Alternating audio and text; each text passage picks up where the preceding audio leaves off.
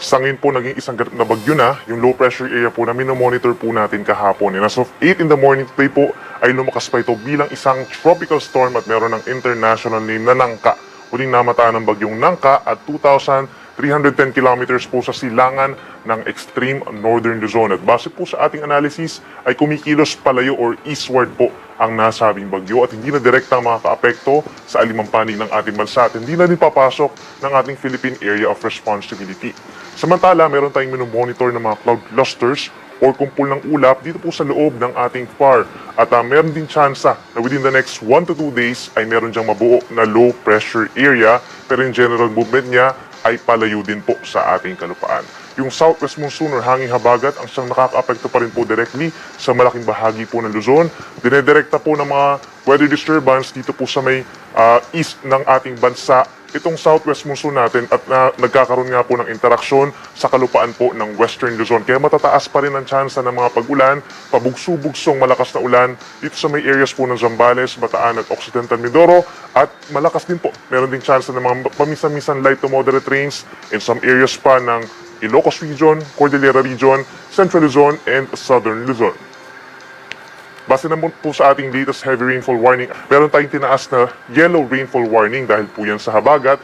Ibig sabihin, heavy rains po. Meron tayong yellow warning or heavy rains na aasahan sa Zambales, gayon din sa Bataan, hilagang bahagi ng Tarlac, northern Nueva Ecija, gayon din sa may southern Pampanga, southern portion ng Bulacan, buong Metro Manila, halos buong Rizal, at dito rin po sa may western portions ng Cavite and western Batangas. Kapag meron po tayong yellow warning, meron nga po tayong heavy rains or malalakas sa mga pag-ulan, so maging alerto po yung ating mga kababayan na naninirahan po sa mga low-lying areas dahil posible pa rin po ang mga flash floods or yung mga pag-apaw ng ating mga kailugan. At knowing po na ilang araw nang inuulan itong mga areas po na nabanggit natin, mataas din po ang tsansa ng pagguho ng lupa sa mga bulubundukin na lugar. So within the next 7 days po, meron nga po tayong weather disturbances na minomonitor po sa ating monitoring domain. Si Bagyong Nangka, inaasahan pong kikilos palayo at inaasahan kikilos naman pahilagang silangan sa mga susunod po na araw. So hindi naman siya direktang makaka-apekto.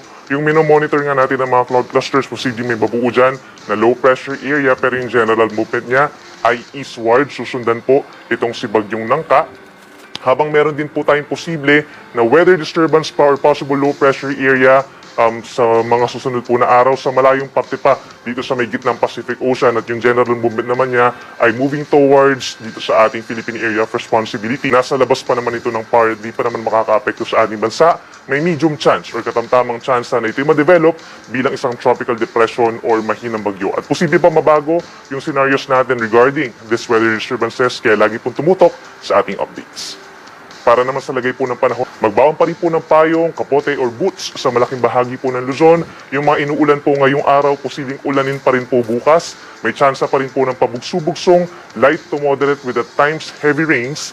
Ang Ilocos Region, Batanes and Babueng Group of Islands, halos buong Cordillera Region and Central Luzon, pababa ng Metro Manila, halos buong Calabarzon at dito rin po sa may Mindoro provinces, mag-ingat sa banta ng mga pagbaha at landslides at tumutok or makipag-ugnayan sa ating mga local government units kung kinakailangan po ng evacuation or rescue at sila rin po makakapag-decide kung meron nga bang cancellation ng pasok or trabaho sa inyong lugar.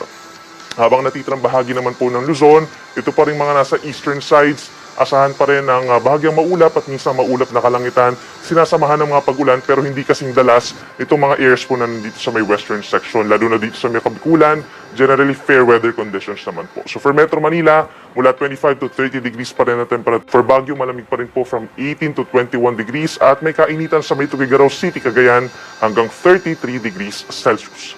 Sa ating mga kababayan po dito sa may Palawan, lalo na itong central and southern portions, ganyan ang halos buong Visayas and Mindanao, bahagyang maulap at madalas maaraw naman po ang kalangitan mula umaga hanggang early afternoon. At asahan na magiging mainit at maalinsangan pa rin po pagsapit ng tanghali. Yung ating mga temperatures kagaya sa Puerto Princesa, 33 degrees yung maximum, ganyan sa may Zamboanga City, pero 34 degrees po posibleng umabot dito sa may Cagayan de Oro City and Tacloban. Hindi pa po dyan kasama yung heat index o yung nararamdamang init ng ating katawan. At may tsansa pa rin ng mga pulupulong pag-ulan o pagkidlat pagkulog, lalo na dito sa may northern portion ng Palawan, sa bahagi ng Iloilo, Guimaras, Negros Occidental, and Iloilo, and Antique rather, at aasahan din po yung mga isolated thunderstorms naman in some areas of northern Mindanao, Caraga region, and Zamboanga Peninsula. Within the next 2 days, wala naman po tayong naasahang gale warning or banta pa rin sa mga delikadong alon. Pero dahil sa southwest monsoon, medyo katamtaman hanggang maalon ang karagatan po dito sa may pating Northern Luzon at sa seaboards din po ng Zambales, Bataan, Occidental Mindoro, and Palawan. Posibleng umabot hanggang 3 metro po sa mga susunod na araw.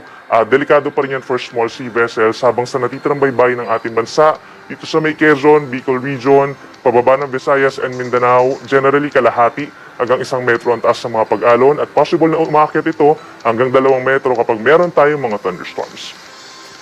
At para sa lagay naman ng panahon ngayong kalagitnaan na ng buwan ng Agosto, meron pa rin po mga pag-ulan dito sa Luzon. Magpapatuloy pa rin po ang maulang panahon. So, sa mga nagtatanong po kung kailan ba aaraw na ng tuluyan dito sa Luzon, ang sagot po natin ay hindi pa anytime. Posible pa ito by later next week dahil meron pa tayong mga nagde-trigger ng mga southwest monsoon kagaya ng mga bagyo, mga low pressure areas dito sa may central and western Pacific Ocean. So for Metro Manila, ganyan din yung mga nabagit natin na lugar sa Ilocos Region, Cordillera Region, Central Luzon, Calabarzon and Mimaropa, yan pa rin yung mga pinakaungulin natin na lugar simula po sa Friday hanggang sa matapos ang weekend. So sa mga nagbabalak po mamasyal, lalo na dito sa may areas ng Cordillera Region, medyo delikado pa rin po.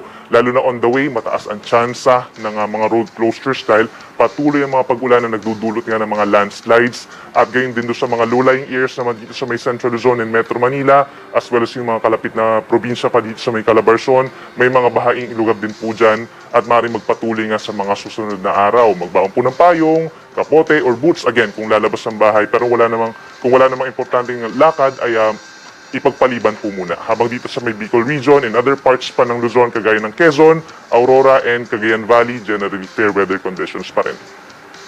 Sa ating mga kababayan po sa Visayas, simula po sa Friday hanggang sa Sunday, ay mananatili pa rin pong bahagyang maulap at minsan maaraw nga ang kalangitan, lalo na sa umaga hanggang sa early afternoon. May mga thunderstorms pa din naman po tayong mararamdaman, lalo na sa western portions, kaya magbaon pa rin po ng payong just to make sure, magagamit din natin yan pagsapit ng tanghali kapag sobrang init ng panahon. At sa ating mga kababayan po sa Mindanao, magpapatuloy pa rin yung halos araw-araw po ng mga fair weather conditions. So bahagyang maaraw at minsan nagiging maulap lamang ang kalangitan. Ideal naman kung meron kayong mga bakasyon po dito sa may Visayas and Mindanao. Yun nga lang, pagsapit ng tanghali, maraming lugar po dito sa Mindanao posibleng maging mainit at malinsangan. Lalo na sa may area po ng Cagayan de Oro, Butuan, General Santos and Cotabato, nasa 34 to 35 degrees Celsius ang maximum temperature.